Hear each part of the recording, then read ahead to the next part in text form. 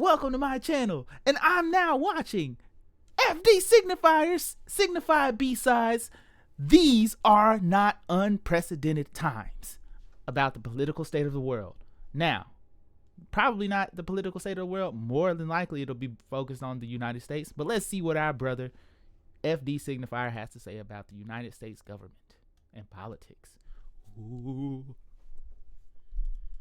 In about a 7-day period, President Donald Trump has bombed 2 different sovereign nations in probably the most unprecedented brazen acts of American imperialism this country has ever seen, is what I would say if I didn't know this country's history. On Christmas Day, America carried out a bombing of Nigeria, citing the need to stabilize the region against Islamic extremists who were targeting Christians. Shout out Nicki Minaj for helping to contribute to that. However, the reality is that Nigeria has somehow emerged as a target to the Christian right and possibly even Israel as a political football. It doesn't hurt that Nigeria is also a part of what... I'm gonna pause right here. I somewhat know about this on a completely unrelated, well, completely related, but unrelated to the FD Signifier note.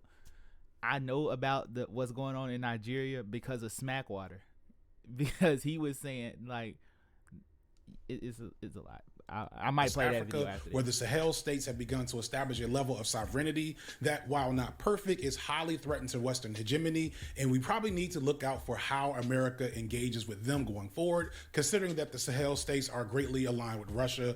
But that's a whole other set of videos that I don't even know if I can adequately get into. I need y'all to understand early on, global politics is not my thing. I am not well versed in this. I did say in the beginning, this will more than likely be focused on the United States. I called my shot there, kind of. You know, I know a couple things about my FD, man. He cares about the world, but he is always focused through like a United States first kind of lens. So shout out to FD Signifier.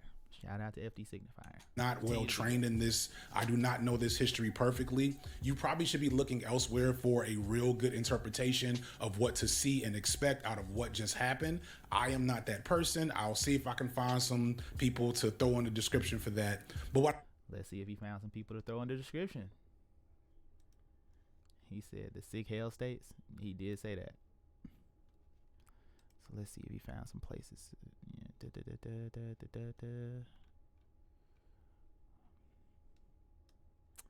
Yeah, he ain't find nobody in the descriptions here, gang.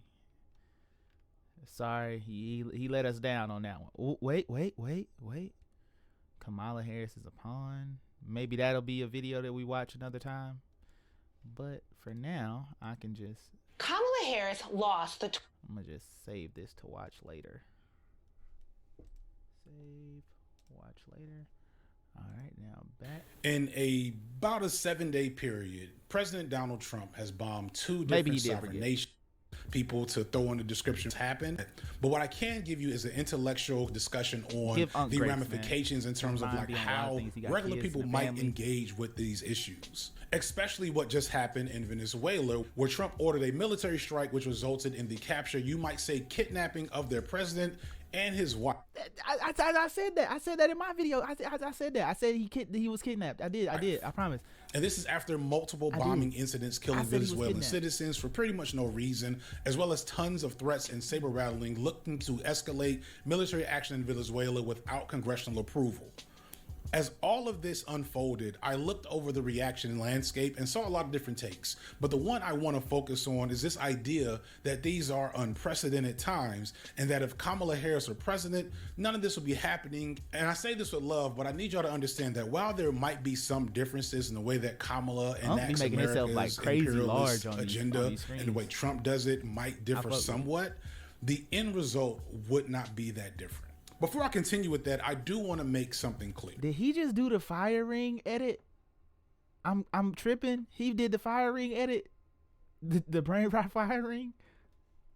We replaying that. We replaying it. End result would not be that different. Before I continue with that, I do want to make something clear. Donald Trump being president of the United States is the worst possible reality for all of us right now. And whenever I see and hear people, specifically some other leftists, act like things aren't worse, both materially and psychologically, because he is president, I get really annoyed and frustrated, especially since I know a lot of those folks are not dealing with the same issues that a lot of the people directly in the line of fire of Donald Trump's nonsense are dealing with. So I'm a leftist. Some might even label me a radical. It's a title that I wish I could embody more, but the reality is I tend to see myself more as a pragmatist than anything else. And I feel that way because that's being people-centered from my perspective. Hold on, he just used a word that I honestly can't say that I know that word. I've heard it used in conversation before. Pragmatism. There we go. A person who is guided more by practical considerations than by ideals. An advocate of the approach that evaluates theories or beliefs in terms of the success of their practical application. So Unk's saying, you know what I'm saying, I'm feelings, not facts. That's what basically what Unk just said is, I'm feelings, not facts. Within these resistance and radical frameworks are often focused on what produces the largest benefit to people with the most efficiency. And I feel like some folks on the left just aren't being people-centered when they engage around this topic, around Trump's presidency and the way people are surviving it, and don't think about just what it sounds like to those who haven't read George Jackson to hear people say, well, it makes no difference. I'm sorry, to most people it does. Don't get me wrong. The if Kamala were president, we'd be at brunch takes are awful on multiple levels. But when people really stick to that idea that there's absolutely no discernible difference between Trump and Kamala, a Democratic regime and a Republican one, I think you're disregarding people's lived experiences in a way that just makes it hard to do the real me. In all honesty, I don't know. I know that Kamala Harris probably wouldn't have us, like, you know, in a super duper crazy fascist state right now with, like, you know, troops being weaponized, like actively rolled, like Autobots roll out to the troops in American soil. Like, they're going places. Like, didn't he just threaten to send like troops to Minnesota over the ICE thing? Like, that's crazy. So maybe I'm gonna give Auntie Kamala Harris the grace that she might not have done those things, but there might have been also places where she would have also failed. So we live and we learn. Next time we will vote better, won't we, chat? Won't we? I hope we do. All right. Meaningful education and communication across community, and it ignores the perceivable and tangible reality that folks are experiencing.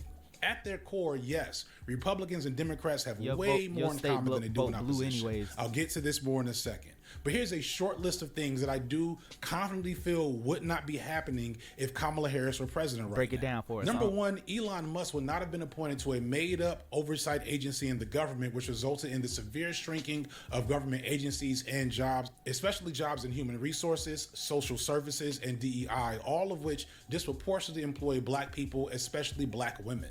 I know multiple Black folks who used to work in the government in various roles who are looking for work right now, who are trying to figure out how to keep their... My girlfriend's mom works in, I want to say, like, I don't want to give like her actual like job title, but like it was something with like along the lines of like the tax agencies and stuff like that, like the IRS. So like, she's been having to, like her position was furloughed. So like this stuff that he's talking about really affects real life people. So like, you know, the mismanagement of funds when people are put in power trickles down very heavily. Even though that they do get these funds, the funds don't, like, you know, directly trickle down because like the way that businesses work and all of like government taxes and all of this stuff where they play like the 3-card Monty game with the where's the money, find the money and you can keep it.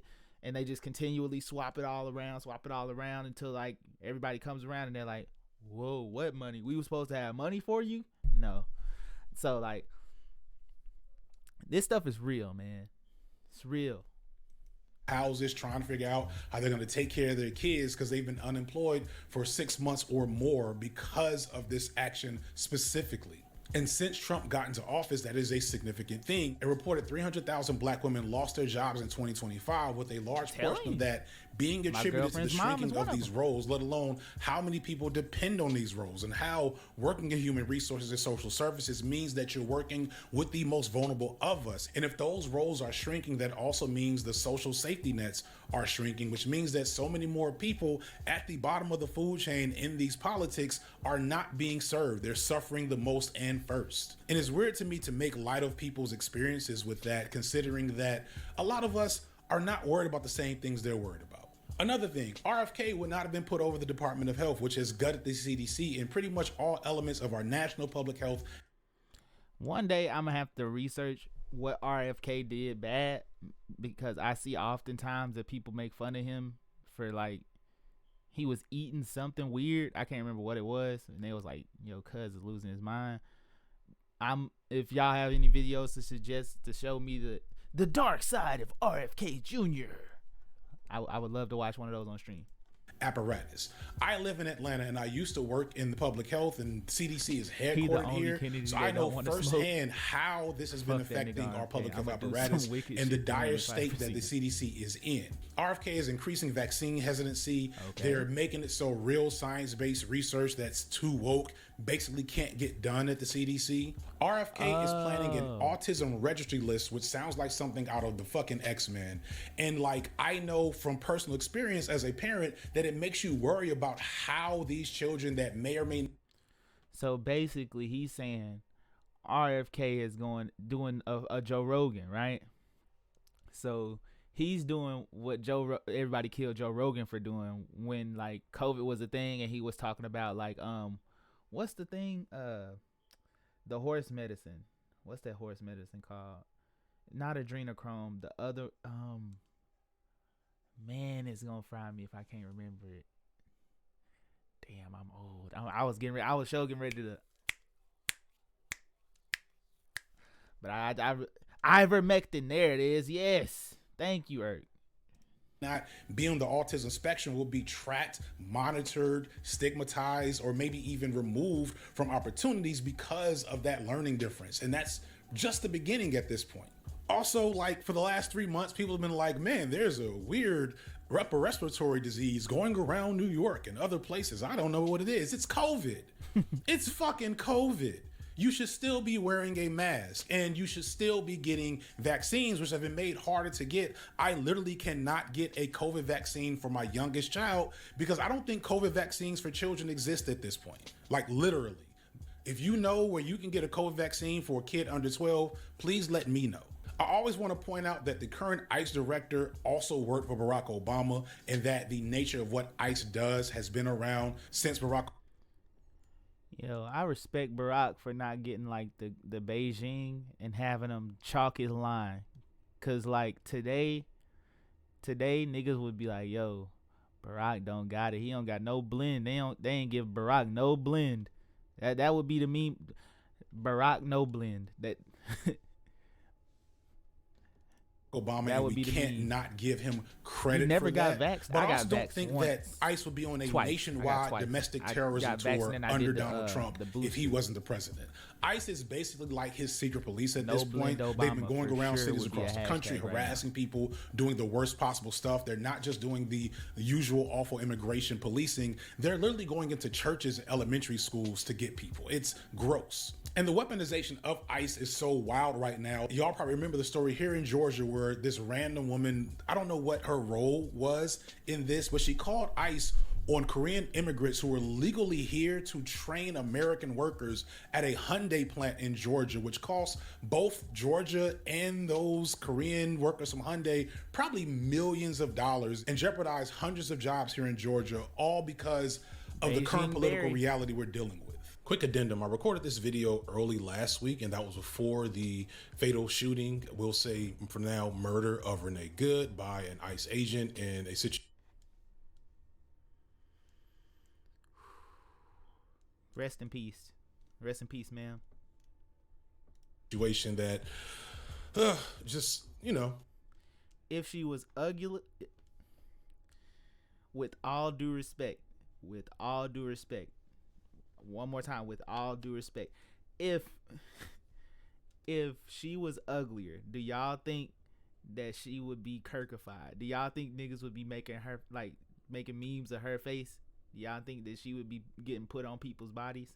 Also, she looks very similar to the principal from School of Rock. Hold on. This is a crazy side tangent. I'm so sorry. FD Signifier. If you ever like want to watch this video, if you ever find the time to watch this video, she looks like the nose. Y'all see it? I chose a real bad picture of her, by the way. That's maybe better. Okay, word.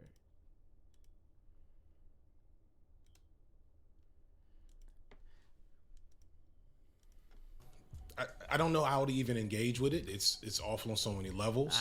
But because she was a victim. I'll come back to this in a second. That's peace. And no, I don't think Kamala Harris will bomb since she's Nigeria a victim, on do you Christmas think that the other Day side could have because of counteracted rumors the on Kirk Facebook memes and with Truth her Social? Nor do I think she'd have went to Venezuela to capture a sitting president of a sovereign nation, regardless of how bad that president might have been.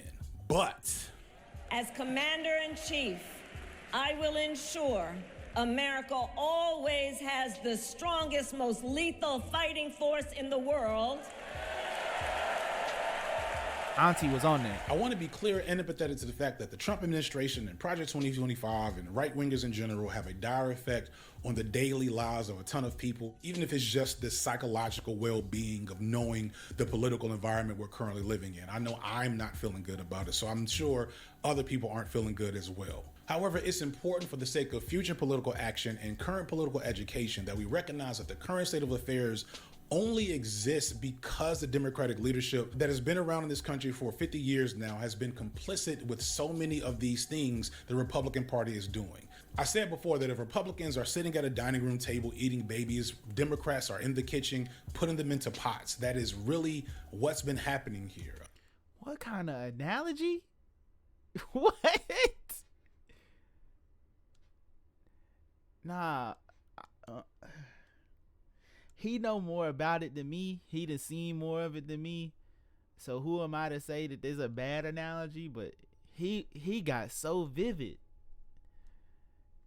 Shout out, but yeah, like he just said some of the wildest shit ever, and like he wrote that into the script because he meticulous with it. He meticulous, like he wrote every single syllable of that sentence. This was not off the cuff.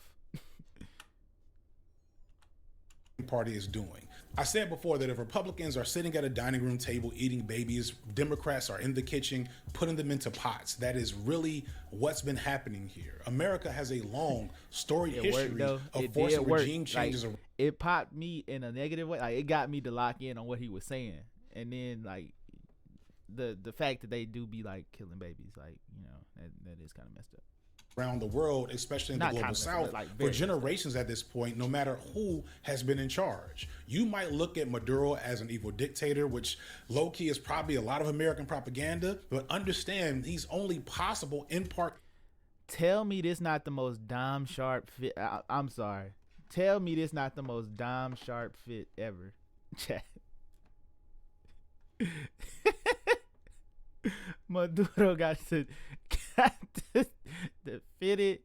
Nah, this a trucker base. It's a Fusion basic, like, trucker hat, right? Workwear with the buttons. Got the slight little you mean underneath, little cuff to the sleeves.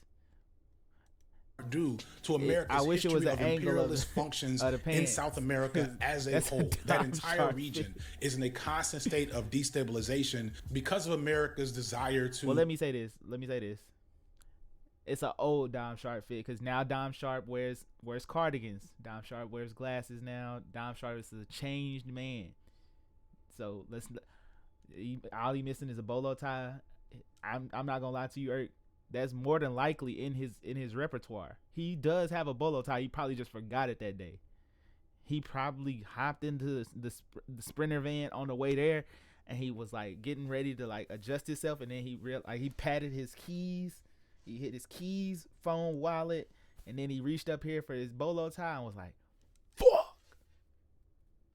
He was like, "Damn it, I don't got my bolo tie." I was gonna shit on these niggas. But yeah, region is in a constant state of destabilization because of America's desire to create unstable and violent neocolonial environments that work to our benefit and the benefit of billionaires in our country, whether it be getting more access to the Panama Canal, cheaper prices on oil, or fucking bananas and plantanos. I know what these things are. No, that is not a joke. Look it up. And this is true in countless places around the world. And it's true no matter who the president is. In fact, Joe Biden put a $25 million bounty on Maduro's head at the beginning of this year before he left office. The only difference is that a $25 million bounty? I wish he would have said something. Trump, being the performer and madman that he is, knows his base and audience is more likely to be amused with this brazen offensive to kidnap their president outright. So do I think Kamala would have done that? No. I think Kamala would have done what every other Democratic president does, which is support an internal and more quiet regime change that still kills a bunch of people, still props up a puppet ruler, and still serves American interests. It's just that we don't realize it's happening. And the same thing goes for the tragic story of Renee Good. Listen, as sad as it is that this woman was murdered by a police officer in front of her own wife, the reality is that this is something that's been happening to all Americans, not even just Black Americans, all Americans for the better part of decades because of the nature of policing in this country. I can skip the usual suspects like George Floyd and Breonna Taylor and Philando Castile, etc., Black people whose names have become iconic for these situations. This reminds me a lot of the story of Daniel Shaver, the white man that was killed because police were giving him confusing orders because of an errant 911 call that had the police at his door and had them barking confusing directions at him, which ended up with him being shot while laying on the ground facing away from the police officers. And this happened way back in 2016. We have to engage with the fact that Kamala, in her own words at this point, felt a bizarre sense of loyalty to Joe Biden and his legacy, which is a legacy of American imperialism like no other. Shout out to Julesy. Julesy did a great video a couple of weeks ago after reading Kamala Harris's book and seeing that on so many occasions. Great video a couple of weeks ago.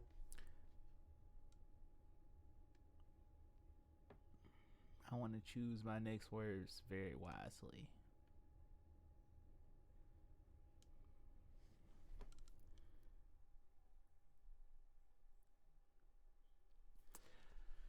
This is the young lady that we saved her video to watch later, so I'll be watching her stream, well, not stream, her video some other time. Probably not this stream, but another stream. After reading Kamala Harris's book and seeing that on so many occasions Kamala Harris felt like she had to still do what Joe Biden would have wanted to do. And it's Biden who once said that if Israel didn't exist, they'd have to invent it. That's why both he and her and now Trump have unyielding support for Israel and their genocide in Palestine. All Kamala would have done differently is made sure that the continued growth of neoliberal fascism in this country is a little bit quieter, smoother, and maybe just a tad slower paced. But the issues would have remained the same. The Democrats have been just as quick to limit services, benefits, healthcare, etc. as the Republicans. It's just that they do it slower and with a smile. My comparison has always been the Republicans are a bullet to the head and the Democrats are terminal cancer. They're two wings of the same bird. Do not allow the... Yo, Unc be getting crazy analogies off. Am I tripping? I'm tripping? He just said the Republicans are a bullet to the head and Democrats are terminal cancer. Like, as a person that's just now getting into politics, how can you not be nihilistic about this shit? And he don't be making it no better. Is he wrong though? I wish he wasn't. That's all I can say. I wish he wasn't. The awfulness of Trump to drive you back into the arms of the Democratic Party when they're just going to do this. And what are these references be in the background? Y'all seeing this? What is that? What was that shot right there? What was that clip of what? If anybody can name what movie that was from, I'll give you $10 right now. same thing in the long term. Over the weekend, I saw sporadic comments about what's happening in Venezuela and people not so much asking me my thoughts, but doing this thing that people do to YouTubers and political commenters where it's like, do something about it. People in my comments of like random videos that were planned well before this being like, I don't understand why FD's talking about this when fascism is happening in America. I am not Captain America. I don't know the... Imagine FD signifier as Captain America. Fucking Avengers. But if you join my Patreon, again, as I said before, you will get early access to the Revolution live stream. I promise. And if you find comments like that frustrating, good, because y'all, this is the third or fourth low-key illegal military event of my lifetime that I can remember offhand. Like, we went to Afghanistan, we went to Iraq twice, once when I was like 10 years old, and now we're going to Venezuela, and that's not including the drone strikes of numerous different presidents and the different things that are happening around the world that we don't know about. These times are not unprecedented. And the best I can offer you in this moment is this explanation as to why that is. And if you feel a way about that, that's kind of my job. Take those feelings into your community, because that's where you have the power to affect change. Find out what's happening in the city near you, donate to your local mutual aid or one that's not so local. In my Mamdani video and on the podcast. On the local thing, I see Eric said it, you got to be active in the community to combat the nihilism, seeing the work that people do for each other and the wins and progress that happens at your local level. So there was a march for some cause, I can't remember what it was, that was happening one day, like around, near me, like in the city. And I emailed the people and they didn't respond. And I was like, gang, I'm trying to support. It was the day that I was working. I was gonna call out and I was gonna go to the march. I was gonna be with the people. No response. I even texted the number. I was like, yo, like, where it's at? Where we meeting up? Let's do it. Let's step in the name of love. Like, no response. Fried me. I was like, damn, I'm not good enough to help. Channel, I post about an organization trying to collect money to raise funds to stop a cop city in Buffalo. Have you done that? That's what I can do. That's what I got for you. I don't have a shield made of vibranium, and I need y'all to get the picture and to try to drive that home. I just have this dope piece of media from Chance the Rapper and one of my editors, Spatial, that I was fortunate enough to have access to, that I showed y'all way back with the whole tech video. But in case you didn't see it, here it is again. Analyze the lyrics, analyze the visuals, and get the vibe of what we're up against. Because beyond that, I don't know what else to tell you. He says there are executioners and there are victims. The executioners are self-imposed. The victims begin to fight and agitate for their liberation. When we say black power, some honky said, you mean violence. And then he expects us to say, boss man, we don't mean violence. Later for the honky, later forms. Later forms. Just dialed in to tell you all it's gonna be fine. Life for the new era of America. Yo, shout out Uncle FD for being tapped in with with Chance the Rapper too. He from, like, FD from Chicago, I think, or lives in Chicago because he a fan of the Bears. Oh, look at this. The conservative death cult strikes again. I don't know if I watch that one. I like FD on his scripted stuff, like, you mean, y'all see Bo Burnham over here? Hold on, y'all see Bo Burnham? Can't handle this Kanye rant, bro.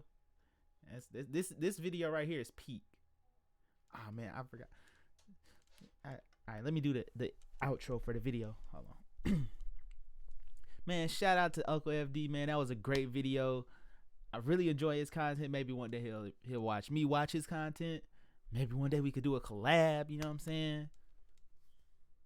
I'm friends with Dom, somewhat. I'm associates with Dom.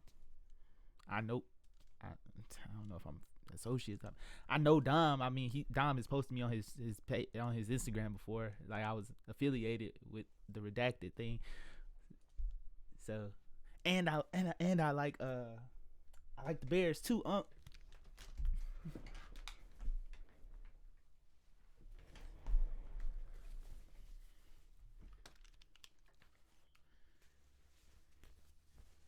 Bear down. Bear down.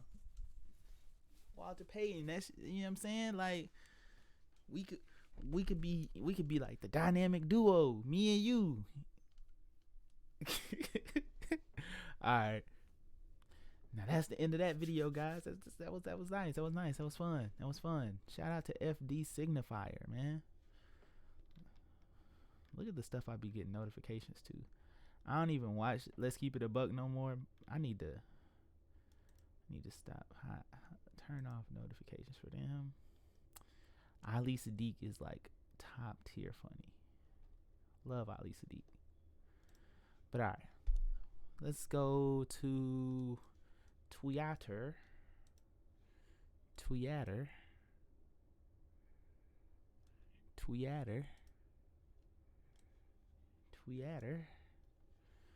Alright, let's look at some stuff.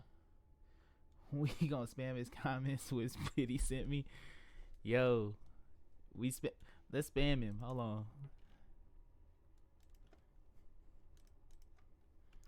Love your work, OG.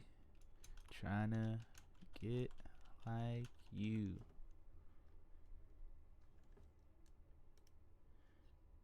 Is there a salute? Let me see. Okay, where's the salute at? Salute.